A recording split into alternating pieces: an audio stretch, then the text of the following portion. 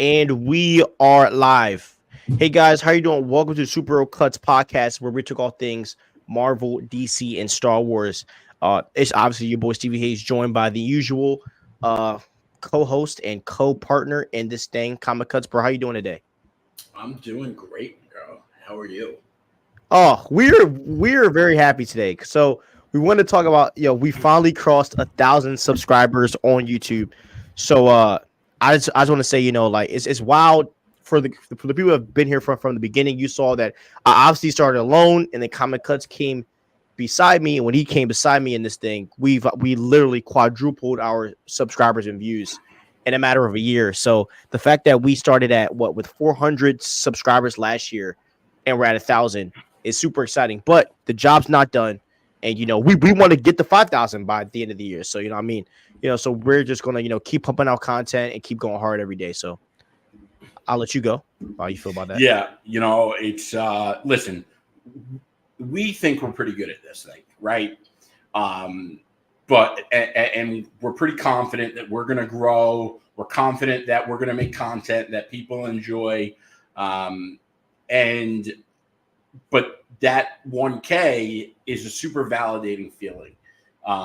It's kind of like the other end of the black hole saying you're on the right track. And listen, to more growth, and I get to do this with my man Stevie. We've gotten super tight. I know I keep doing the pointing and I point the wrong way because it's mirrored. But I get to do this with my man Stevie. We have a blast doing this, especially when some of you guys come on and comment and chop it up with thoughts. So we're excited about it. And we're confident we're going to take this thing to the next level. That's all I got to say. I know. Yeah. Listen, like I always say, I know some people don't like confidence. Sometimes people confuse it. I always say it. I do not believe in being humble. You're hilarious. You're hilarious. Yeah. So yeah, man, we're so happy. And like the thing is, like, we're actually friends outside of this, so it's not like we just fake it. So like we're actually friends.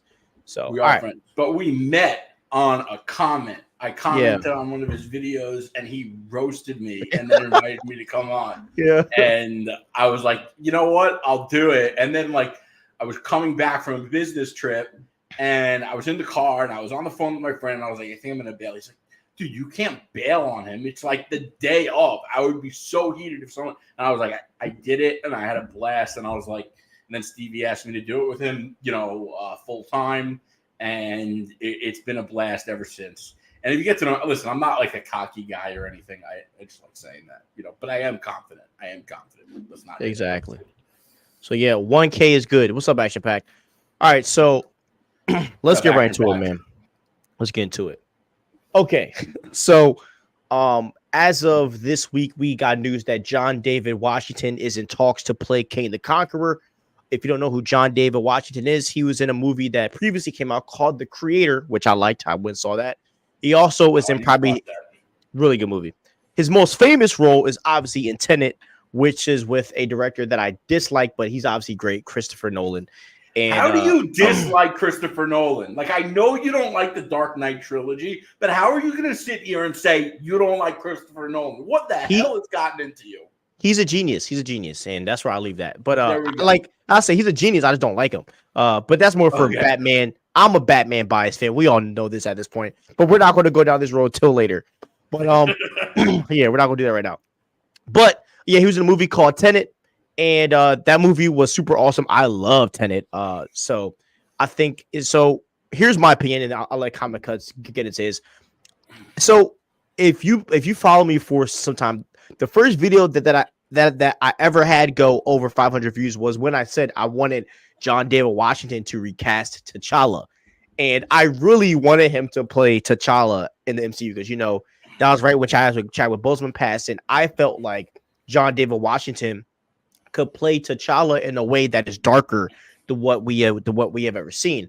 And I think that John David Washington is that type of actor to where he can make a role really, really dark. And in Tenet was like a perfect example of that.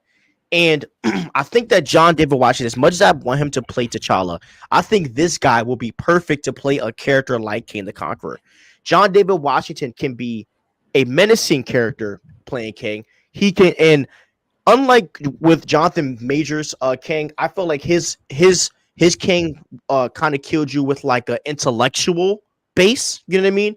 Like Jonathan Majors Kang was just very intelligent and smart. I think that what John David Washington's acting can do is he can make Kang very evil. So yes, he will have knowledge, and yes, he will be super smart. But I think not Jonathan. I think John David Washington can show us a more evil and menacing side of King the Conqueror that we only saw in a few shots with Jonathan Majors. And I think that this can play into a role to where this can make fans literally sweat in theaters. So if they do sign him, this is a really big deal, and we need to all get behind John David if this happens. Floor is yours. So this is a major W. First of all, when they, dropped Jonathan Majors, there were a lot of rumors floating around that they're getting rid of Kang, which didn't seem likely. But a lot of people seem to believe that they were going to recast Kang, but scale back on screen time and his overall significance in the multiverse saga. They are not casting someone like John David Washington in the Kang role to scale back on. You don't bring in an actor like that you have to give him a big bag, and he's not going to do it to be a minor character. So if they are bringing in John David Washington, it's a major W because Kang is still a significant deal. Also, John David Washington coming to the MCU is huge because, the MCU has kind of been in a weird predicament with castings lately.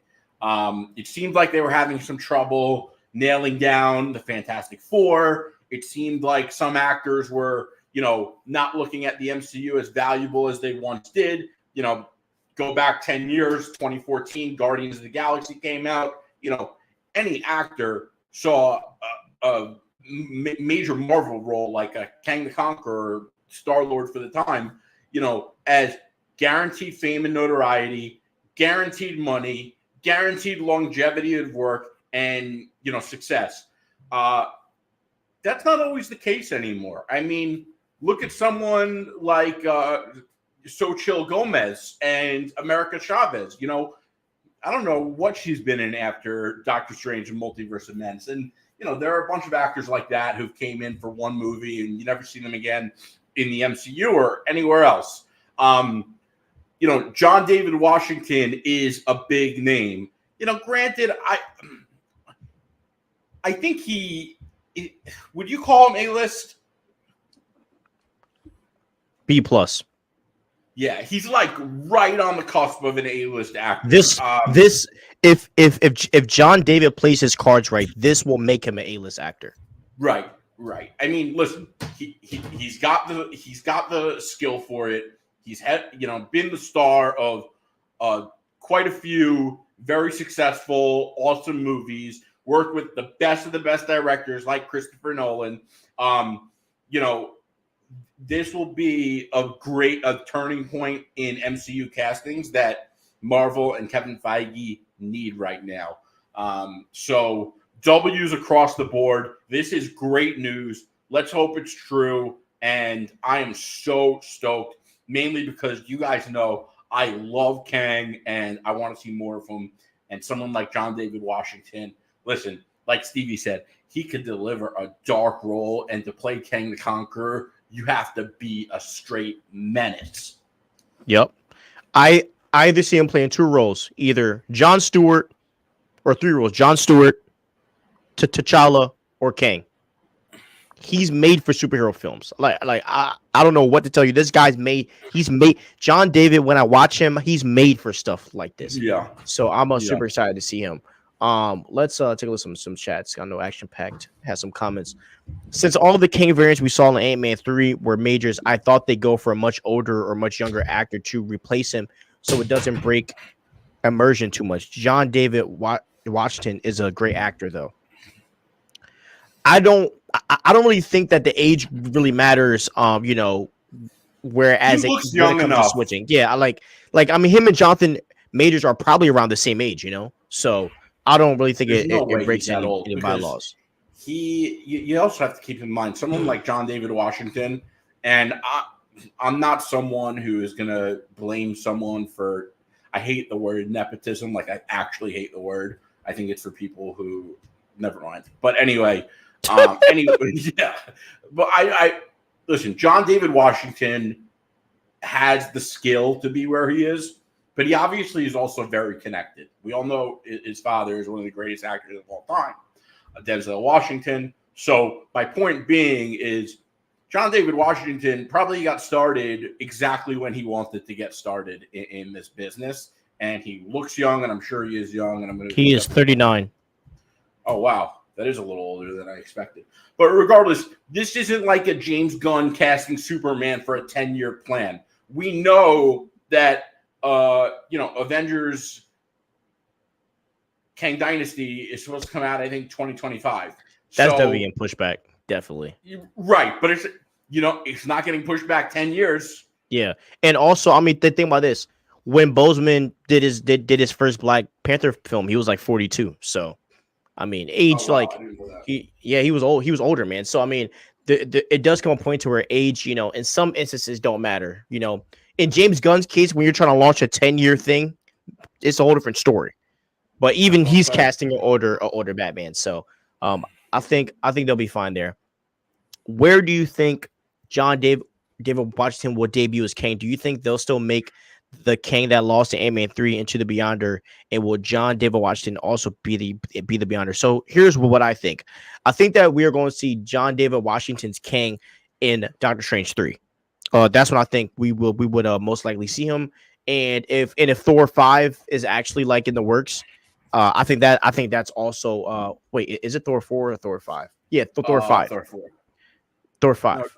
No, you're right. It is. That's crazy. We have 4 Thor movies. Yes, yeah, wild. Yeah, so I can see Kang popping up in a mystical film like that, and maybe in some show that has multiverse stuff. I mean, we can even see him pop up in the Fantastic Four, which I think is probably the more likely situation that he pops up in the F4. So I would also like to see Kang pop up in like a Thunderbolts or Spider-Man post-credit scene. I think that would be really cool. John David Washington going up against Pedro Pascal, that might be kind of fire. I'm not gonna lie, that might be kind of fire. I'm still not happy about Pedro Pascal. I'm pro. I know I'm pro once Pedro. he comes out, like he's gonna deliver, but like I told you, I just rewatched Multiverse of Madness, and I think John Krasinski would be such a better. I don't know, like what do you think? John Krasinski isn't the MCU Reed Richards because he didn't want to do it? I think that's what it is. I do. I don't know, man. I don't know. I feel like how do I say this? I feel like I feel like Krasinski feels like he's too old. I think Krasinski feels like the real artsy film world people look down on superhero movies, which is weird because Robert Downey Jr. just did an amazing performance that the entire industry is fawning over in Oppenheimer, which, was like a very artsy movie. Listen, I don't think that you doing the MCU like voids you from being able to do those movies that get Oscar nominations. What's interesting is Robert Downey Jr., he said, listen, some of the best acting I've done was as Iron Man, but it didn't get a lot of the critical acclaim because of the genre. Yeah. Yeah. So what does that to see? What's that to see? I think what Kang books. What? I think like the one movie, the one comic book movie to get Oscar nominations and win Oscars. You know what it is? What? Take a while to guess. I'm going to confirm it, but Marvel or DC? It's DC. What movie you think? Hold on.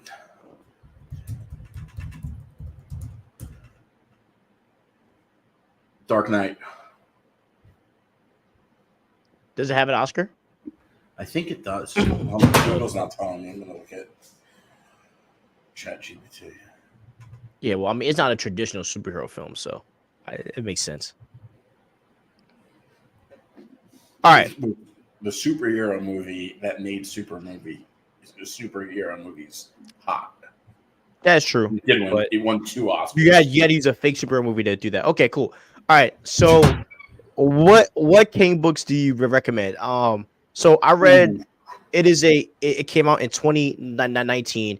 It is Doctor Doom issue number 6.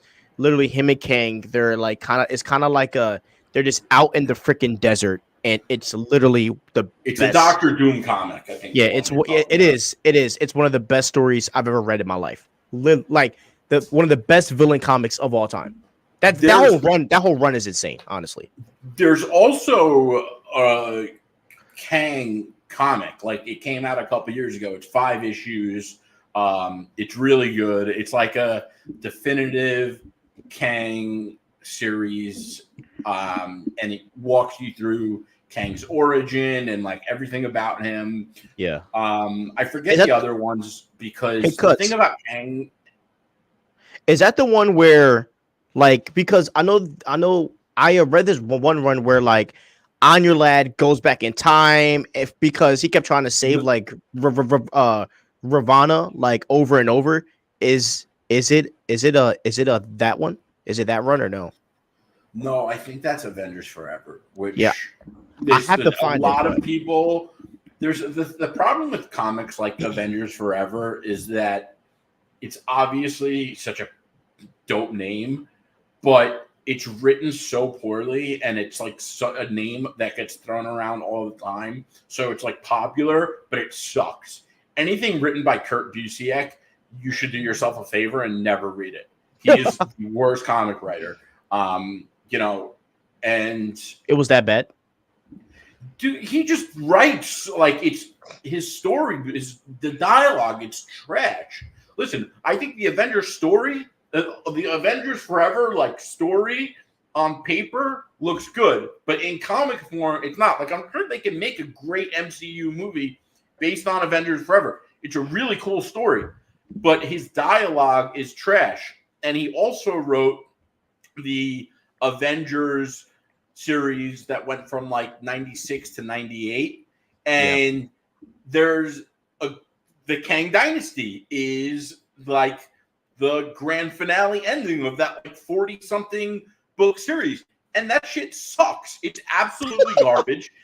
Kurt Busiek just has no idea how people talk to each other. This guy, he must have never talked to a girl in his life because he has no idea how dialogue works. It's unbelievable. And because of people like that, there are a lot of comics that Kang is in that people say are good Kang stories, but they're not. And I wish they used him more in modern comics. I really did. Because the one that I could recommend to you that's like the best Kang comic is the series where it's called Kang the Conqueror. But as far as like Avenger stories with Kang, there's one by Mark Waid that's pretty good. It's called Kang War 1. It came out, I think, around 2016. The other beautiful thing about these comics is that you could, like, that's another thing I don't understand about people in comics. Like, everyone's like, oh, I like to buy my comic books so I can hold them and read them. I don't. I like to read them on the app. So if I don't like that shit, I'm on to the next one. I close it. I don't feel like I wasted money on it. It's backlit. I can hold it however the hell I want to. And then if I really like a comic or I think it's going to go up in value, I buy. I still buy a ton of books. But when I'm reading them, are you kidding? It's like, it's obsolete to read a comic book out of paper. Like, why wouldn't you? What do I always say? I say the same thing about cigarettes. It's like people who smoke cigarettes. I'm like, what do you want to use, a flip phone, bro? It's 2024. I can do this inside. It's fucking beautiful. You are hilarious, bro. You are hilarious. He's like doing his side. It's beautiful. Oh my god. All right, Black Panther was nominated for Best Picture, and yes, they were. Forgot about that. A real superhero film got his due. All right. The Dark Knight is tears above Black Panther, and I love Black Panther. It's a fire movie. Don't get me wrong. You know what would have been better than Black Panther if they recasted T'Challa? Wakanda Forever. Bro, Wakanda Forever is one of the greatest superhero films of all time, if we're just being honest here. If they recast it. That's the other thing I hate. Like that plot, the characters, I mean, the set, it was so dope. Perfect. Not to mention crazy. the Namor casting was perfect, bro. That dude can act, man. He's good, man. But they might have to recast him. Yeah, because he has a allegation on him, right? Yeah. Whatever. As that, the one silver lining about the recast for Kang, and I'm not making light over a woman being hit or that he did that, and obviously terrible things happened. However, in terms of the MCU, I believe that this is like ripping a Band-Aid off because fans better get used to characters being recasted. It's going to happen a lot more to have a franchise this big and this expansive that's going to go on forever. We're going to have more recastings, and fans better get used to it because let me tell you something. Kang is getting recasted. I hope Namor, is actor Tena Corta, however you say his name, is fine, and he doesn't get recasted. But if they have to drop that guy, I want them to recast Namor. And what happens when they want to bring back Captain America and Iron Man and whoever else? And what happens when one of them is like, you know what? I've made enough money. I don't want to work with Marvel anymore. No. What are you going to say? You don't want Iron Man to be recasted if RDJ won't come back? So, yeah, he's gonna have to get recasted somehow, and that's gonna be a hard pill for fans to swallow. At some point, it's gonna happen. Yep, and we see that now with Superman Legacy and the DCU, and we are going to address some of these comments on our YouTube because y'all been violating. So can't wait to address y'all. All right, Ash Impact. They should wait they should have waited a few years for Wakanda Forever so they can let the emotions calm down and they can recast T'Challa. I agree, bro. I agree. And to be honest, they would have made twice as much box office, number one, if they waited. And the number two, fans wouldn't have been crying about a recast when that was literally the best thing to do, which I will never forgive fandom for. I hope Black Panther 3 is due more. Oh my gosh, I would cry. I will cry. All right. Now, let's talk about some Captain America Brave New World, man. So, first off, Captain America Brave New World, there is a new costume that got shown. I should show that, right? I'll pull it up when Comic Cuts talks. But Captain America Brave New World, so yeah, we kind of saw a costume leak drop on Twitter, which was super awesome. But we did also get some news that Captain America Brave New World is being reshot again. And the reshoots are going to be from basically May to like August or September or something like that. So they're going to be reshooting for some time. So here are the rumors on what is being cut. So the Serpent Society has been completely removed from Captain America Brave New World. There's scenes where the first major action piece that featured Captain America, Falcon, and Isaiah Bradley and Rosa Salazar's Diamondback might survive the new version of the movie.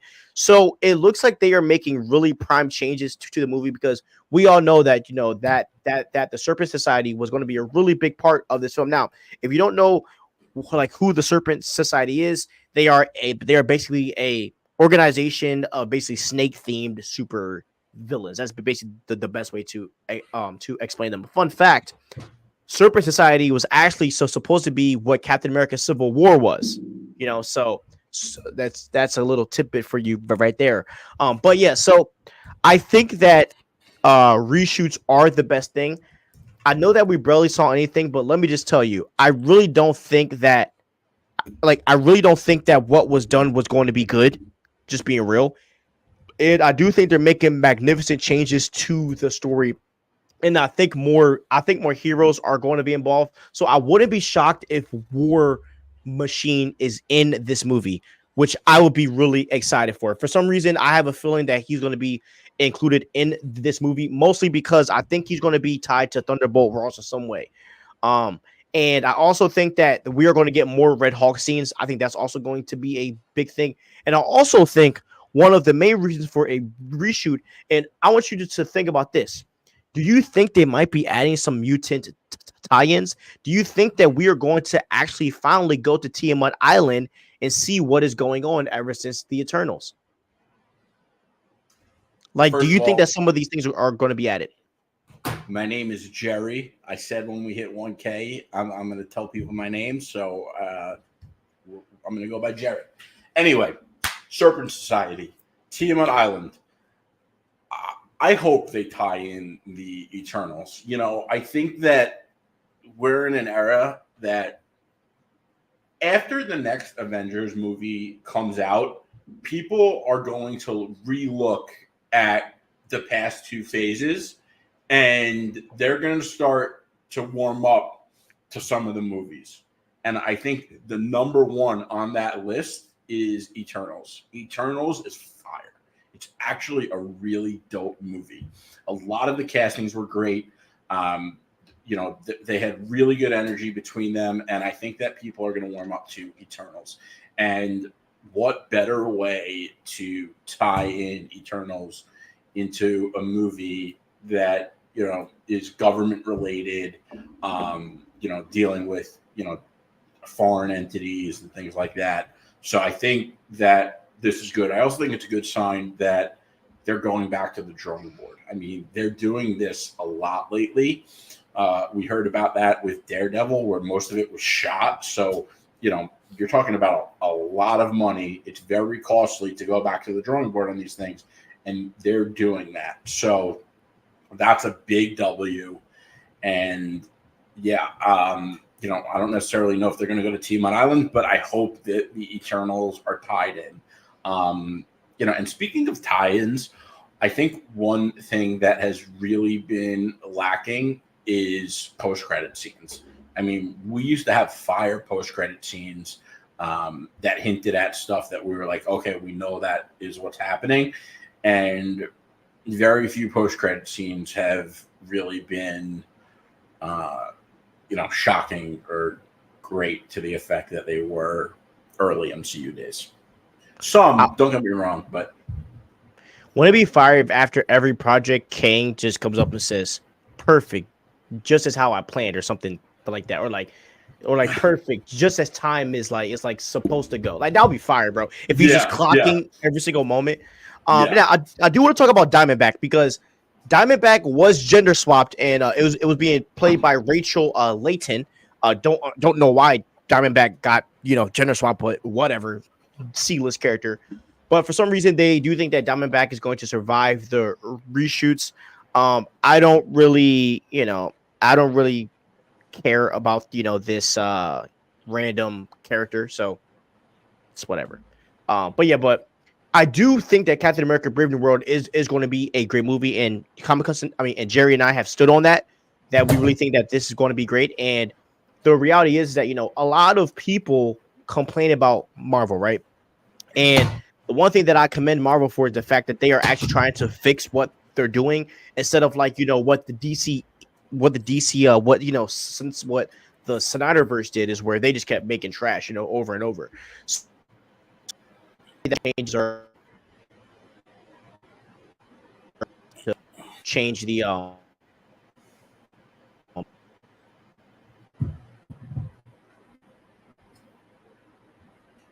Did you hear me? You cut out. No, I didn't. Did you hear me? No. You hear me now? You hear me now? It's lag.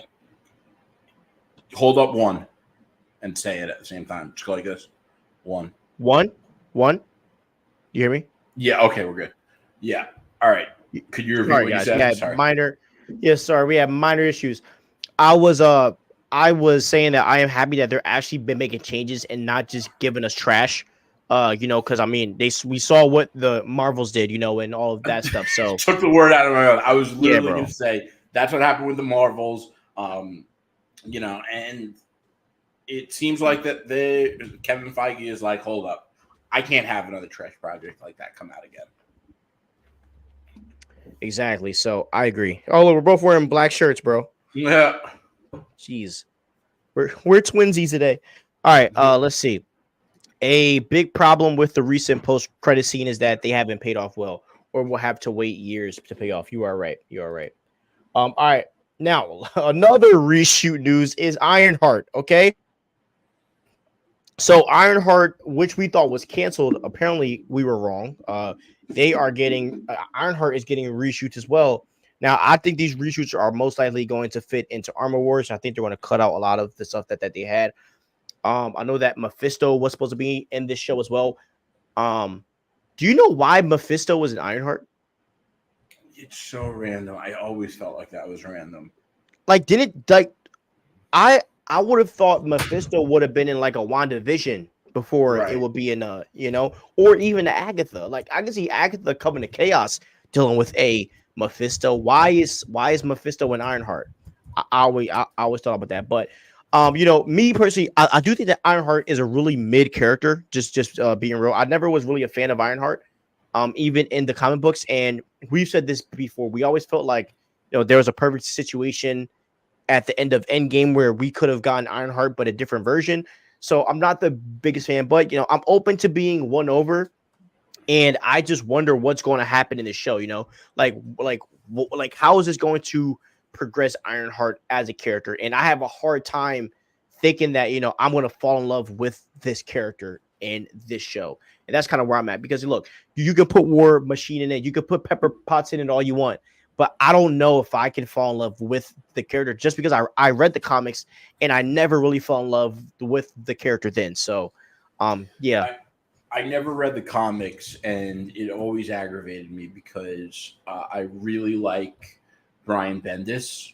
He's the creator, and he wrote an Iron Man series, and I never read it because it always looked like similar to how the MCU launders characters, and that laundered character steals the show. It looked like that's what happened with the Brian Bendis Iron Man series. I just never read it. What's interesting though is Brian Bendis also did create Miles Morales. So maybe Marvel thought, we've had a lot of success with Miles Morales, and let's do Ironheart. But Miles Morales is a dope character. Ironheart. Listen, I didn't dislike her as much as everyone else in Wakanda Forever. I actually kind of enjoyed what's her name? In Ironheart. Riri. Yeah, Riri. When I went back and tried to rewatch it, I didn't enjoy her as much as I did the first time, but here nor there. Like, listen, there are a lot of good characters that deserve their own show. Ironheart is just not one of them, and neither is She-Hulk. Agreed. And Miss Marvel is. And when you make shows like She-Hulk, people are less likely to give something like Miss Marvel a shot after that. And now you have this fire character, Miss Marvel, that most people skipped Miss Marvel, but they did see the Marvels, and the Marvels sucked, and now they don't want to give Miss Marvel a chance. Yeah, and Miss Marvel's a great show. That's the sad part. Yeah, that's my point. You and I love that show. You and I, bro, I love that show. So that sucks. But so good. So good. And I also want to talk about the Hood as well. So Anthony Ramos, if you know who he is, he was in the Transformers films and all that stuff. He is playing the Hood. And as Action Pack even is putting here, as I'm looking in here, he is tied to Mephisto. So I guess that makes sense. So my guess is that the Hood is going to be the main guy, but Mephisto might have a credit scene or something like that. But another credit scene that's probably going to make no sense, that might not link to anything. So, I am a little confused on, what is going to happen in this show, but we shall see. And look, if they're doing reshoots, hopefully something changes. Hopefully something changes. But their budgets are going down because the Echo show only had a budget of 40 million, which is a big drop for Marvel, whose budget is usually 200 million, 100 million dollars. So really big change. Yeah, Ironheart will have Mephisto because the Hood is the main villain, but Mephisto should have debuted years ago. I agreed. I was one of those guys that was making theory videos about Mephisto being behind all of the stuff in Wanda Vision, and then he didn't show up, which sucked. Then we got Ralph Bonard and all that stuff. Mephisto would have been a better addition to Multiverse of Madness than America Chavez, and I understand that it would have completely changed the movie, but maybe that's what that movie needed. But what did you even talk about? We were saying that if Billy and Tommy actually used their powers and took the places of America Chavez, that would have made better sense to come off of WandaVision and Spider-Man, because at that point, if Doctor Strange is taking care of Wanda's kids and he's protecting them and Wanda's going after him, that to me will be a way more fire plot than her going after America Chavez to hoist her powers to get to her kids. If Doctor Strange already had the kids, that's a fire story, bro. Yeah, and does Multiverse of Madness negatively impact Doctor Strange stock? No, not at all. I don't know. I do not think it does. Doctor Strange is one of my favorite characters in the MCU, so I did disagree. The only thing that pisses me off is that this man is not the Sorcerer Supreme and is making me lose my mind. Why is Wong the Sorcerer Supreme, bro? This new Gods book has given me a new appreciation for Doctor Strange. Yeah, he's him, bro. He is him. He's a lot like a Batman, bro. As in, he's always prepping for the future and the worst. A lot like Batman in that way. That's a good point. Yeah. So, but yeah, all right, but yeah, but like, even, bro. Look, think about this, Jerry. If you put Billy and Tommy in the spot that America Chavez was supposed to be in, right? Excuse me. Imagine Doctor Strange teaching. I think Billy's the one, or Wiccan, because that's the original name. Imagine Doctor Strange teaching Wiccan magic, and then in the end battle, he's using the magic with Doctor Strange to fight against Wanda. Like, that to me is a way more captivating story. Not gonna lie, and there's a lot more of like merit to what's going on versus kind of like this random character who can just teleport multi versal Earths, even though Wanda could have literally just went and just grabbed Tony Stark's freaking time loop thing from Avengers Endgame, and she could have just gotten it that way without having to go through all of those hoops. So that's my rant. So yeah, fair. We literally saw Tony Stark do it, and you didn't go back. I'm not going to go down that route. All right. I just hope Mephisto looks good. They can instantly kill the character if it looks too goofy. Yeah, right. The main problem with all these characters Marvel is giving us is that there are way more interesting characters that deserve their own movie or TV show. Ghost Rider, Iron Fist, Punisher, etc. Agreed. Why are we not getting a Punisher or show before Ironheart? Honestly, Ironheart would have done better if they just went. I would have honestly been happier if they did an animated Ironheart show. Just make her animated and do it like that. So, okay. So, some other news is the Fantastic Four is being rewritten again. I'm about to read this off for you guys. Hold up. I just added something to the docket, by the way. Okay. So, Fantastic Four reportedly is being rewritten. Once again, new writers are already on the board. The script will be finished in a month or two. I do think this has a lot to do with the Juno character. I think Juno was maybe written out of this movie, and I don't think Kevin Feige was happy with what was going on. I do think that Marvel, I think they are releasing a lot of these leaks on purpose to see how fans feel. And I do think that, with the Juno stuff and some of the stuff for the plot, fans were not happy. So, they brought in new guys to write it. So I think this is a good thing. And I hope that they're not making a lot of pivotal changes. I hope it's, certain characters like Juno maybe being replaced with the Silver Surfer and, stuff like that being fixed. But, it is kind of funny how Feige is cleaning house as we speak, which just shows you how much BS was actually going on behind the scenes, which is kind of sad. Yeah, it's sad. It's like a lot of people just cared about all the wrong things, and none of them actually cared about making good movies and doing right by the characters and the fans. By the way, the Iron Fist female thing was debunked. That's the only reason why. Okay. Mm-hmm. Yeah, that's God the only. that was debunked. Yeah, that's the only reason why. Yep. Okay. Yeah, it's already it's been talked about for months that the guy that played Iron Fist and Netflix is like in the loop on it. So, you know, a lot of people didn't like the Iron Fist show and didn't think he played a good Danny Rand. I disagree. I actually like the guy. I think he did a good job. And Iron Fist season 1 was it was good, and I enjoyed it because it was such a knockoff on Arrow season 1, which I also love. I think the actor in Iron Fist was good. I just don't get why Daredevil got a costume and no one else did not. That really pissed me off.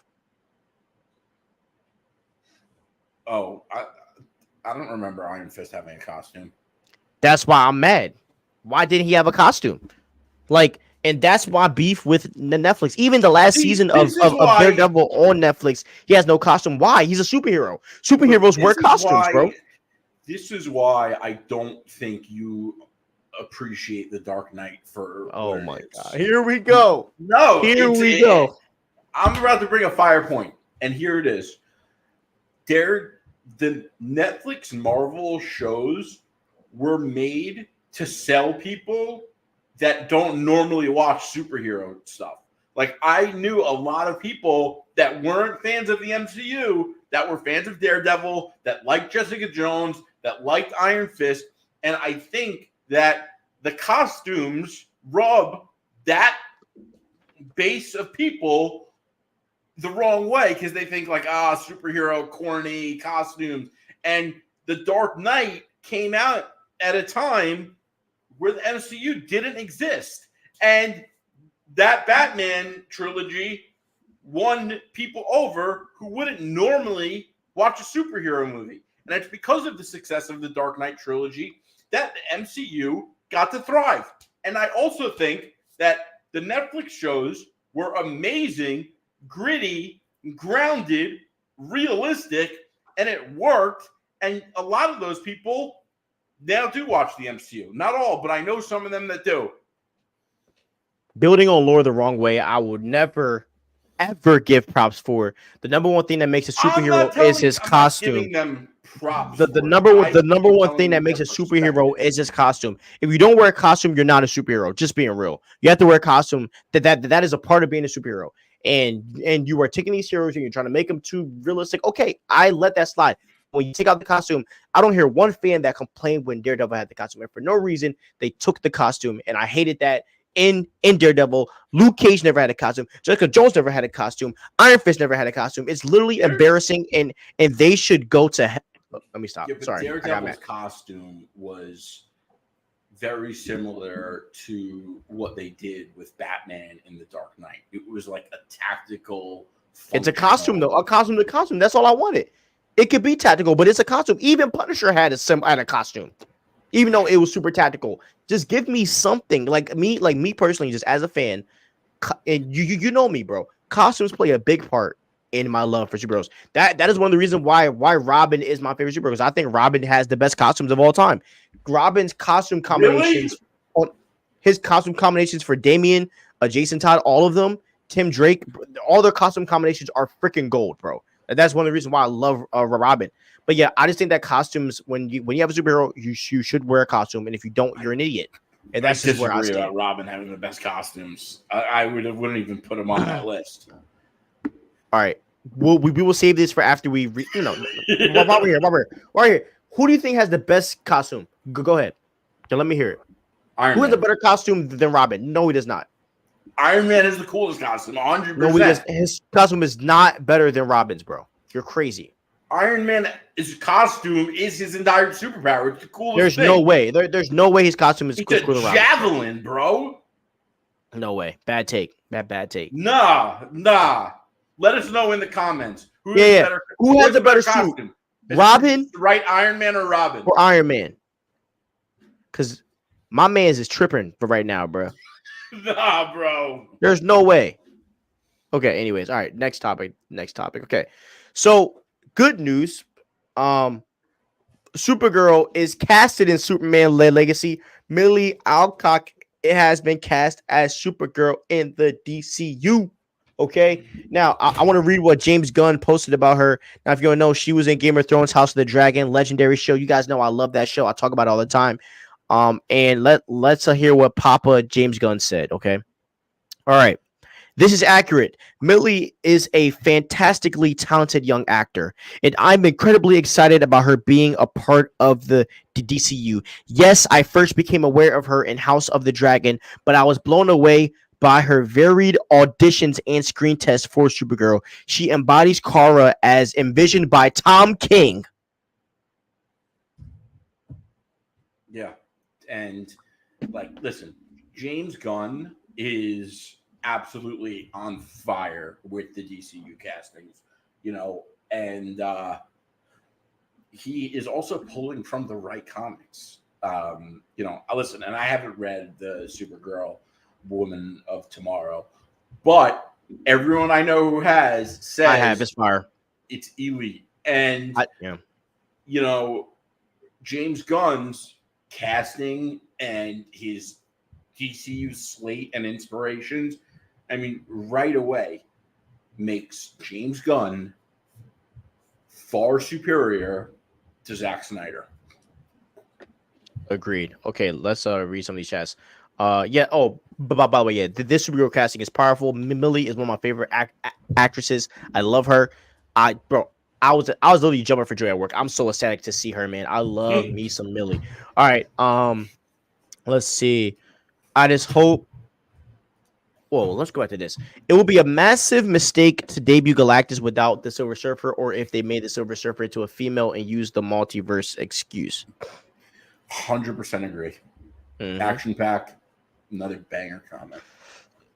I just hope that Disney does Danny Rand, but I have a strange feeling for the sake of representation that they would do Lin Lee. Either do Danny or both. Don't waste Danny. I think they're going to go Danny, bro. All of the sources that I found and big people debunked the whole female theory anyway. It seems like they are starting to take note of fans' disapproval of their agenda over content, and they are righting the ship, especially with the Iron Fist thing being debunked. So if they had that thought process on Iron Fist, I have to imagine they are not going to use someone like Juno or Nova instead of Norrin Rad Silver Surfer. Exactly. Batman and Robin had the best costumes. You are correct. The best costume might be Batman or Spider-Man because they have so many variants and they all work. That is a respectable take. But I think Robin's better. Jesse Castillo, Iron Man, bro. Thank you, Jesse. Yo, Action Pack. Who has the better costume, Robin or Iron Man? Because Hungry Almighty's on my side. Now you are the tiebreaker. So let us know who you got, bro.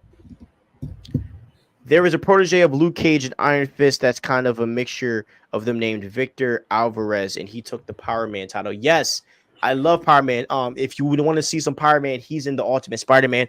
But I think he's more of a Young Avengers guy, I mean, I could see him with, the Kate Bishop street level teamed-ish, like with the youngers. Now, I don't really see him with Daredevil and hanging around with them yet. Okay. Now, next topic right here. Now, James Gunn told us not too long ago that Batman will not be in Superman Legacy. There's no script for him. And a lot of fans were upset about it. Like somebody tweeted, they said, yo, like, so your most popular character isn't going to be in Superman Legacy? No, he's not. Did you want to respond to that now? Yeah. So these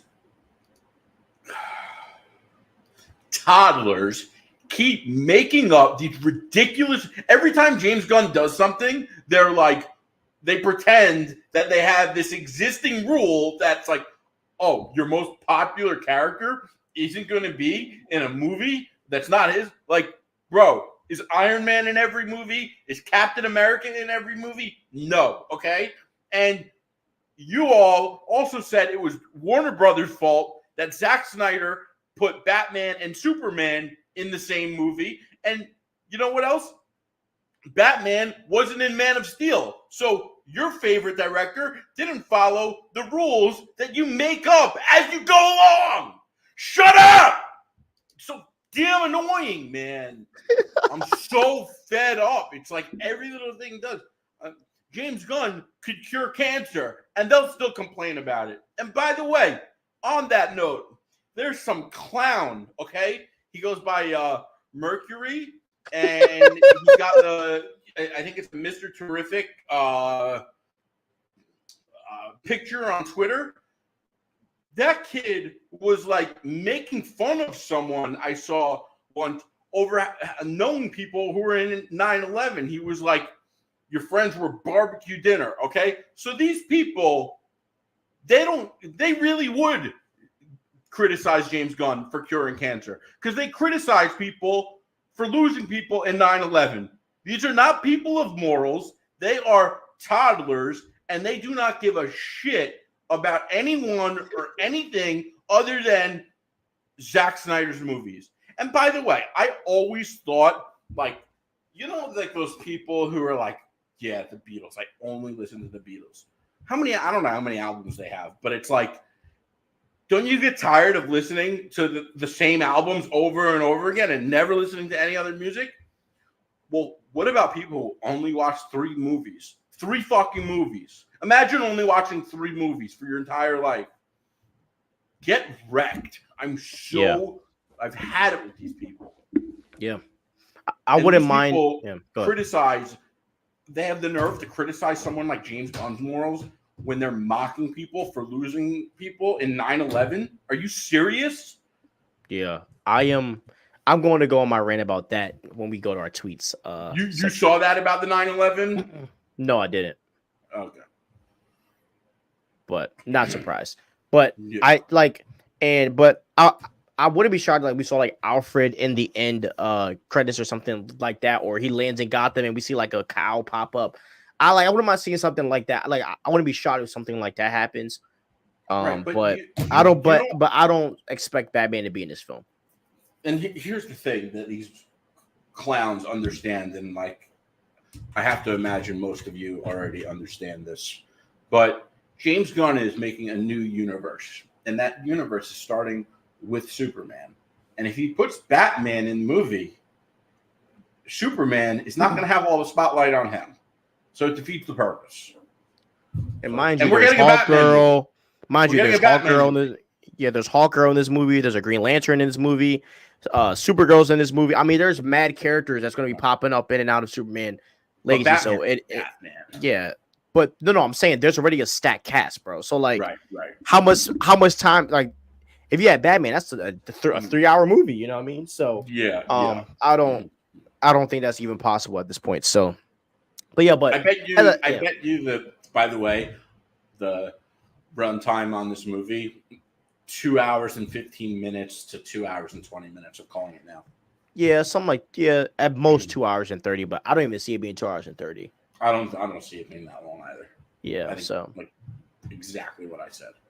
Yeah, so yeah, man, I think that I think not having Batman is a W, and James Gunn is taking his time mostly because the Batman 2 comes out like next year as well. So it's like, why would you go and tease another Batman when you have Robert Pattinson's Batman movie coming out? You know, so smart.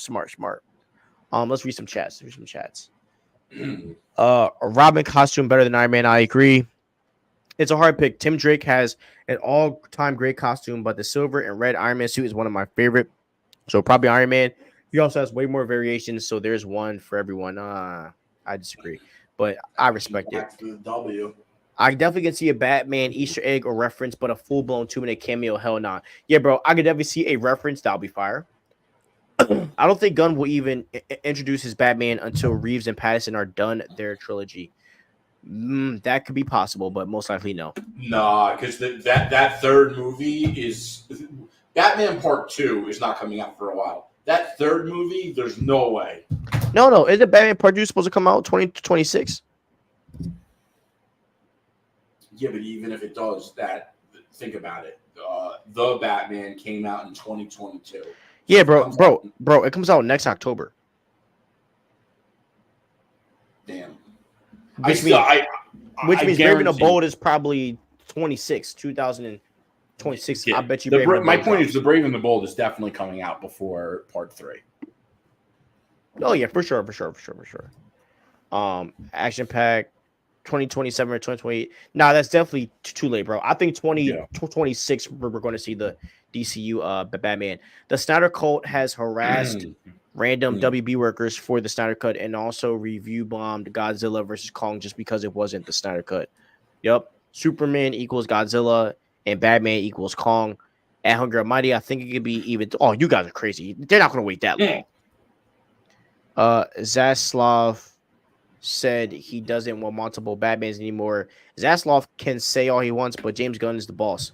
And actually, Batman Part 2 is 2025, and the third movie won't come out for a while.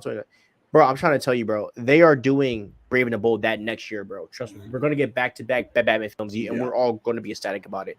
Okay. So let's talk about the Suicide Squad, okay? So Suicide Squad has a video game that is coming out on Friday, and it's literally been bad. I mean, not saying that the game is bad, but it's been getting a lot of hate, and a lot of people have been hating on the project. Okay, so this is what I want to say, man. Now, we all know that this is Kevin Conroy's, last project is Batman, and I get that he's dying in this project. Why is it that a random story that is not canon to anything about the Suicide Squad killing the Justice League, why is this the center of all of the news? Why are fans mad about this? Why are fans mad about a side story of a side game? Why are fans angry? Well, I do think that this is I guess not, because Arkham Batman died, but they're saying it's the Arkham Batman that died, and this is fans are upset because it's Kevin Conroy's last performance, and they don't think that this scene where, spoiler alert, Batman dies and he's killed, shot in the head by Harley Quinn is worthy of Kevin Conroy's final performance before his death. Here's what they also don't understand. Or maybe they do. And some people are just, it's crazy how high-strung people are about, and I'm going to go into this. People are so high-strung about actors and death. And I'm like, listen, I was sad when Kevin Conroy died. That obviously is not. Yeah, I almost cried, bro.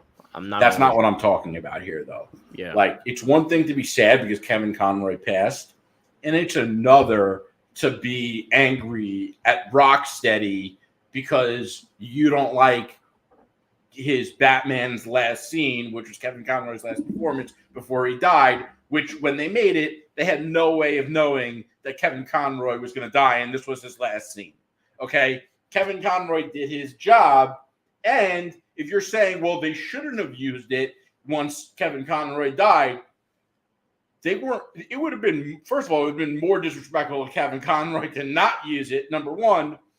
And number two, they're running a business, okay? And they paid a very talented, iconic voice actor to do this role, and he did it, and they wanted to use it. They didn't do anything wrong. I don't think they did. And my larger point about this is that I think fans need to stop demanding these companies do these certain things when an actor dies, because this to me is very similar to everyone demanding T'Challa not be recasted. And I understand that the Suicide Game doesn't hold as much weight as Black Panther Wakanda Forever. But like, maybe that's why it's also not as big of a deal, And listen, I don't know if I think the game's going to be good or not. It seems like everyone, I feel like you can't trust people's opinion on this game because people are so high strung and emotional about the Kevin Conroy piece that no one's really being honest about it. It's like if you were to ask that kid Merc, who I talked about with the 9/11 and Zack Snyder, if you were to ask him if Superman Legacy is a good movie, you think you'd get an honest answer out of him? So that's my point. And listen, by the way, like, I also think it's kind of weird that we're getting a Suicide Squad game and not a Justice League game. Like, I would much rather a Justice League game than a Kill the Justice League game. But I kind of think that they did this similar to how, they also made Suicide Squad movies after the success of Guardians of the Galaxy. And Guardians of the Galaxy game, I'm pretty sure, was pretty successful. It was amazing. Like, I really, really love that game. I actually want to replay it. So I think that was probably the thought process behind making a Suicide Squad game. But having said that, there are a lot better characters that they could have chose to make a game. Yeah, I mean, I do agree, and I've said it before. I think that they missed the mark by not making a game that people liked. Like, there's a bunch of other characters that you could have done, but we also got to take this into account, right? James Gunn is in charge of everything. And I do think this game was made to close out this chapter of DC games, and we're going to get into a new one that's going to be connected to the universe. So that's just the reality of what James Gunn is doing. And I think that's why they're doing this Kill This League, because, like, this is like the goodbye to the old and hello into the new. Because as much as I love the Arkham games, I couldn't play with I couldn't free roam with Robin in that Arkham engine, which sucks. So, all right, let's read some stuff. I'll tell you why fans are mad. Arkham Batman is very, very well loved, and to guys like me, he's the definitive Batman. That version of the character had the perfect ending, and you brought him back and kill him. Even if Kevin did it in the past, it still wouldn't sit right with me. Rocksteady refused to send out review codes. Oh, sorry. I'm no. I want it action packed. I want to talk action packed. All right, let me just read Hungary's and then I'll read reaction packs. Think about it. They could have easily said this is the bat. This Bats is a different Bats, but instead they specifically chose Arkham Bats when that version of the character story was already concluded with the perfect ending. And all right, Rocksteady refused to send out review codes because viewers didn't like the earlier builds. So, from what I saw, and I could be wrong on this, but IGN was like shitting on the game and being unfair to it, which is pretty much what Culture Nerd said. Our friend Culture Nerd, who got a pretty solid following online. If you want other good content, I would check his shit out. But he was like, it's laughable that IGN is doing this because they treated Rocksteady horribly, and they were just like, you know what, we're not going to give you a review code. I don't know if it seems like you're talking about plural review codes, so I don't know who the others are, but from what I know, IGN seemed like they were in the wrong on the situation, and I think a lot of people are fed up with IGN for a lot of things at this point. I can't say IGN, and you know that. This game had to be in production years before Gunn got control or even made the Suicide Squad game. Yes, that is true, but Gunn also greenlights everything that happens. And let's be real, if this game wasn't like a conclusion, he wouldn't have done the game. So no, that's just how. No way, because these games cost so much money to make, and James Gunn coming in at the last minute, he didn't have the ability to scrap it. No way. Not saying that it would have been scrapped, but there would have definitely been some changes to close the story, because we don't know if there were changes to actually close out the story. I don't see it as a closing of the story because we're killing the Justice League, who we never saw before. So but we're kissing goodbye to Arkham Batman, which is a goodbye to the DC that we knew in the video. Yeah, I guess. But I think Kevin Conroy also voiced the Batman. What's also interesting is Kevin Conroy's Batman died in Gotham Knights too, and no one had an issue with that. Although that scene was fire. Yeah, it was just IGN, but it's bad when the shows at IGN be hating, bro. IGN is haters. Okay, so now let's get to what I've been waiting for all day, because I've been reading these and comment, because you need to really get in these YouTube comments, bro, because you will be coming alive right now. And when I read these comments, do not read them. Don't let me read them. Let me read them to you, because I want to see your live reaction. Are you going to put them on the screen and you don't want me to read them, or you don't want me to go to YouTube? They're too inappropriate for me to put on screen. Some of them are. Okay. So we're gonna go through each one, okay, and we're gonna respond. So we made it. So we talked about Valzad last week. Now, another thing that is awesome is that this Valzad video is doing a hell of views right now. It's at 800 views. And the funny thing is that it literally climbed to like 600 views today. So let's read some of these comments. So here's one. Absolutely not. This is one of the most iconic characters in comic book history. Stop trying to blackwash everything. Just make new characters. And this is what I said. I said Valzad is a new character. I am confused. Isn't a new character. No, but I'm saying like he's saying, all right, just to give a quick theme. A lot of people don't know who Valzad is. They just think they're trying to remake a black Clark Kent. They don't. No, I get that, but you said Valzad is a new character. Yes, saying that he's not just another like Clark Kent, like he's his own character. That's kind of what I meant when he said. My point is, you said is when I think you meant to say isn't. Valzad isn't. You said is. Oh, you're right. Oh my God, I didn't mean to say that. Yeah, you're right. My bad. And then he said this. Yeah, that confused me too. I don't quite understand that. And quite frankly, I'm really having a hard time getting past the fact that they're trying to make Superman black. And then I said, they're not trying. I said, there is a black comic book character named Valzad who is nothing like Clark Kent. And then another guy said, this is under the same thread, Valzad is his own character. He just so happens to have the mantle of Superman, kind of like Miles Morales. And then the guy responded back to me who was mad about Superman. He said, true, I forgot about that. I believe it was Earth 2 Superman. So he folded, okay? All right. He has no idea what he's talking about. Like, yep. No idea. No idea. Probably never read a comic, and it's like, and you know what's crazy about someone like this? Oh, comic book history. You don't know shit about comic book history, okay? Because if you did, you would know Valzad is a black Superman. He's iconic in the world of comics. A lot of people are big fans of Valzad, and they've been talking about this movie for a while. So not only do you not know comics, you don't know news about movies, and you're coming on here uninformed and talking like you know your shit, okay? So if you want to come and try to talk your shit with us, at least do your fucking homework. At least do a Google search. Because like someone like this, it's like you're a joke, man. Yeah, bro.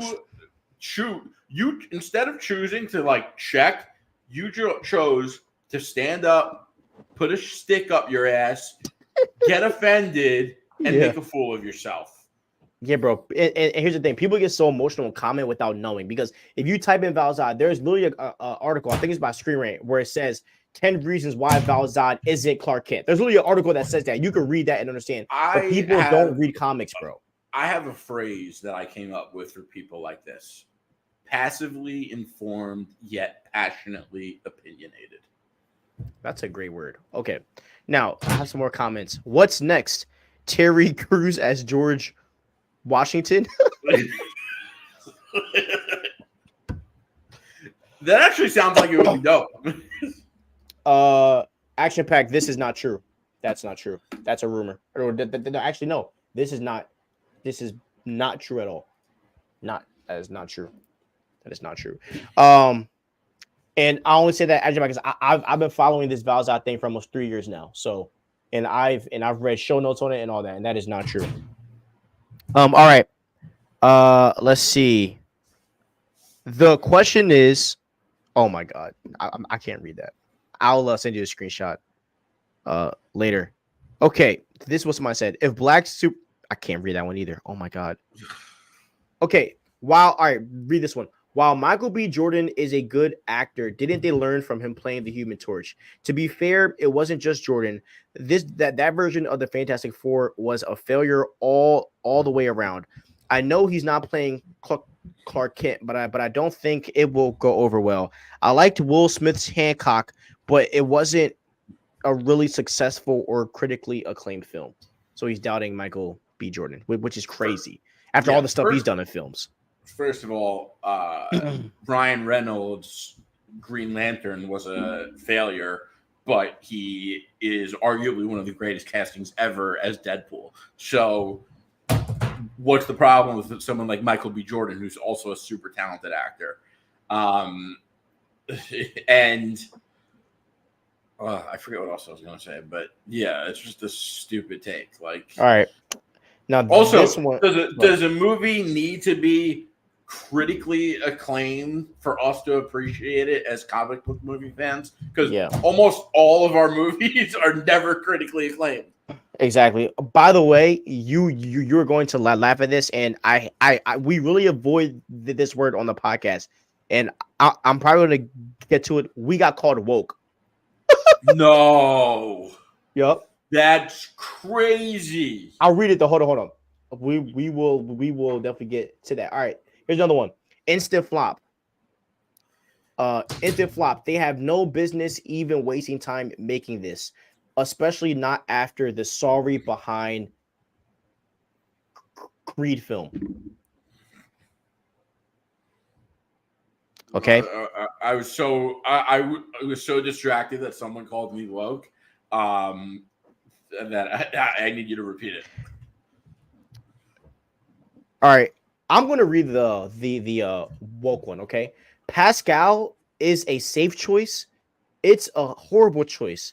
This video is a whack woke take. This is gonna bomb if released, just like the Harley Quinn movie. ... What a moron! Like, the fact that anyone called me woke is crazy, and I'm not happy about the Pedro Pascal casting, but I do think he's a talented actor and he's going to deliver. And it is a safe choice. I mean, how can you not deny it's a safe choice? They're going with the safest actor. It's a safe choice because he's a talented actor. He always delivers as a father. And, you know, it's not someone like Pattinson where everyone doubted him from the jump. You know, that was like a little bit of a risk. Or Robert Downey Jr. as Iron Man was a big risk at the time. Exactly. Yeah. So yeah, but look, and this is one thing that we value on this channel and on all of our platforms. If you want to give an opinion, we want to hear your reasoning why. Just like what Action Packed and Hungry Almighty does, and even what's his name? Wayne's in here. Dragon Trainer. And even the dough right now, like they're giving us reasons why. You can't just splur out stuff and not have a reason. So, all right, let's get to some tweets, man. Let's get to some tweets. The thing is like most people are stupid. That's just the harsh reality of the world. Oh yeah, for sure. Okay, so here's the first tweet. Okay, X-Men director Matthew Vaughn says Deadpool 3 will save the Marvel. Oh, that was my bad. I was trying to see who tweeted this. Oh, I took it out because I don't want to give them any credit. Okay. Sorry. No worries. X-Men director says Matthew Vaughn. Yeah, no free plugs now that we have 1K followers. It's not that. It's just like this is like an average tweet. You know, it's not like it's a crazy take. You know what I mean? Right. All right. X-Men director Matthew Vaughn says Deadpool 3 will save the Marvel Cinematic Universe, and he says this. That's going to be the jolt. The Marvel universe is about to have a jolt of them, and it's going to bring that body back to life. I think Ryan Reynolds and Hugh Jackman are about to save the whole Marvel universe. How do you feel about that take? Yes and no. Like, I do think, first of all, it's kind of by default because Deadpool 3 is the only Marvel movie coming out in 2024 this year. So naturally it's going to bring some life to the MCU, being it's the only breath of fresh air that we're really getting. but I don't think that Deadpool is going to be the one to bring the MCU back to its glory days. It's the Fantastic Four. Yeah. My main problem with is that Pedro and Kirby as Mr. Fantastic and Invisible Woman. Yep. I don't know if I can see the chemistry. I can see the chemistry, and I think they're going to do amazing. And Comic Cuts knows I'm pro Pedro, and I'm pro that cast all the way. All right, next tweet. I think we only got like three tweets lined up. I couldn't find it. I couldn't find anything crazy for some odd reason. Okay. Now, all right, bro. I wanted you to read this so bad. Marvel alleged. Oh no, not this one. Wait. Let me see. Oh my God, I missed a tweet that I have to add. But anyways, Marvel allegedly wants a street level arc to conclude with Spider-Man 4, but Netflix being canon means Fisk now has a 10-year-long rivalry with Daredevil. If Peter is who takes him out for good, then these writers have to write their butts off to make their beef believable. How do you feel about this take?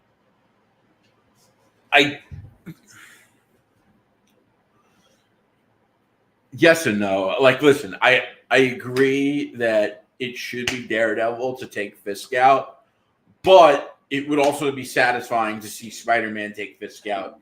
The 10-year-long rivalry depends on how much they play into that in the 18-episode Daredevil Born Again, and listen, I would prefer, I think, this is a fair take. I prefer to see Daredevil being the one to take out Fisk. But the last time we saw Daredevil and Fisk, Daredevil, he let him have it. He beat the living hell out of him, bro. Yeah. Literally. I beat you. Yep. So, all right. Now, and then the last one. I'm pretty sure you were a part of this thread here. But it says this. James Gunn says Millie Alcock was the first person he mentioned for the role of Supergirl well over a year ago, blah, blah. And this guy, Jonathan Hornsby, he said because he was casting a totally different version of the character for a completely unrelated universe, why in the hell would he keep the Snyderverse Supergirl when the whole point of his job was to get as far away from the Snyderverse as quickly as possible? What's so crazy to me is that today the Snyder cult decided that Sasha Calle is their Supergirl. But when Sasha Calle's only DC movie came out, they were campaigning for that movie to fail. So they are not friends of Sasha Calle. They're not friends to anyone because these people are the scum of the earth. They celebrate when people lose people in 9/11, okay? So it's ridiculous. It's so ridiculous. And obviously that this was going to be recast. They want to start fresh. Okay? They might be taking some like Amanda Waller in here or there, but someone like Henry Cavill, who was like the star or the main star of the entire Snyderverse, yeah, they're not going to take him. Sasha Calle, who was in one movie for a short amount of time, they're not taking her. Yep. They didn't kill anyone. Everyone's going to be okay. And it's so ridiculous. And I saw someone else on Twitter who was like arguing the opposite. It's like they flip their argument every other day. It's crazy. Yep. Deadpool 3 will be no different than No Way Home. It's going to make money, but won't save the MCU. And I argue that Deadpool 3 won't have as much hype as No Way Home did. That is true. When you're marketing three of the greatest characters of all time, it's going to be hard. But I do think that Deadpool 3 is going to crack $1 billion for sure. Spider-Man, bro. Spider-Man. How we feeling about Madam Web? Garbage. I like Sydney Sweeney's in it though. The costumes look good. People are saying I don't think the costumes look good. I think they look horrible. I think this looks like a show made for the CW. Yeah, wasted actors. You waste Sydney Sweeney like that, man. What a disgrace. Yeah, and Dakota Johnson, like another great actress that's wasted. Yeah. Do we know that the street level arc will definitely end with Spider-Man 4? I feel like Kim Bench got here. I don't think the street level arc will end with Spider-Man 4. This Supergirl is already an upgrade from Sasha Cal. Sorry, I just prefer when the characters actually look like the characters. 100% agree. Out of the Flash movie where we got maybe 20 minutes of film from Sasha Cal, I don't think that's enough. Yeah, that's not even enough for me to say she was the best Supergirl. I would argue that the Supergirl from back in the freaking 80s is probably the best one that we've seen so far. I will say I loved the Supergirl suit from the Flash. Yeah, that was hard. Sydney Sweeney as Emma Frost with Glenn Powell as Cyclops. Whoa, that's a really good casting. Yeah. But I'd rather see Sydney Sweeney as the Black Cat. That would be dynamite. I loved January Jones as Emma Frost. Yeah, I will also like Jacob Elordi as Cyclops. I think he doesn't. I don't think he wants to do a comic book movie. I know, but he would be so good as Cyclops, bro. He would be great as Cyclops. But all right. Now I did have one more topic that I totally forgot to add. So that's how we're going to end the episode with this last topic. So there's a rumor going around that Venom 3 may alter Spider-Man 3, which is like, one of the old school Spider-Man 3, like with Tobey Maguire. So read this comic. It says this: the rumor is circulating that Venom 3 may alter the continuity of Spider-Man 3 by removing it entirely from the timeline. Spider-Man 3, and this is this guy's comment, Spider-Man 3 is one of my favorite movies because it delves into themes of forgiveness and choice. The idea of erasing it for whatever reason feels like a shock to the system. How do you feel about that? I agree that would be terrible. However, the one reason I could see this being true is because they don't want to deal with the secret identity stuff. And if they undo this, it would make their jobs a lot easier, which is what they want. What do you mean this? What do you mean the secret identity? Well, because in the beginning of are we talking Raimi Spider-Man 3 or No Way Home? Raimi Spider-Man 3. Bro.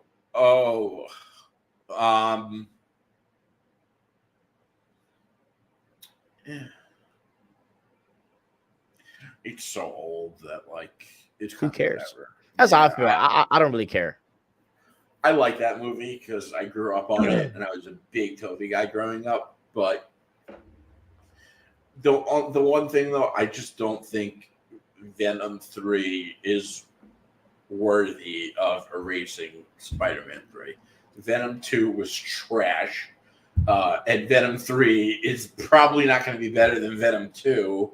And Spider-Man 3 is a decent movie. Unless Spider-Man's in it. Why are they erasing it unless there's a Spider-Man in it? Could it be Andrew? Could it be Toby? Could it be Miles? Could it be both? I don't know. But something fishy's going on over there. And I think we're going to see a Spider character. I don't know. Could it be Spider-Woman? I don't know. But I think we're going to see a Spider character square off against Venom in Venom 3. That's the only way at this point they can take the film to the next level. So, how would Venom even connect to Raimi Spider-Man 3? I don't know. The only way I see connecting is if Toby is connected. And if we got Toby in Spider-Man 3, I might cry. I mean, in Venom 3, I might cry. Here's the problem with erasing Spidey 3. Whether you like it or not, at least the Toby Spider-Man actually had an ending. Then in No Way Home, we got closure for the character. Good point. But obviously, they're trying to make 6 more movies with Spider-Man, bro. You awesome SOBs got yourself a new sub. Let's go, baby. Thank you, bro. Let's go, man. We really need them all. That. We love it. So, okay. So, we're going to end it here, though, for the night. So, an hour 24. That's a great time for us. So, thank you guys for watching and listening. Thank you. Look, guys, we upload every single day. We're always here. Shorts going on every day. Follow us on TikTok. and all that stuff. Our socials are in our bio, so you can find all that. So find us online, and we're everywhere. So thank you guys so much we for post watching regularly on every platform. every day. Except Literally every I'm day. not big on I don't really post on TikTok. I gotta start, but I'm big on Instagram. I'm big on Twitter. I mean, I post a lot there, trying to get big. And Stevie does also. Yep. So we're literally here every day. So just hit us up. Have a good night. We love y'all. And Thursday, I will be streaming on Fantasy Cuts. We're talking some Percy Jackson. The season ends tonight, so we'll be on some Percy Jackson, some news. So have a good night. Hey, the dough, shout you out, brother. Thank you, man. Yep. Have a good night.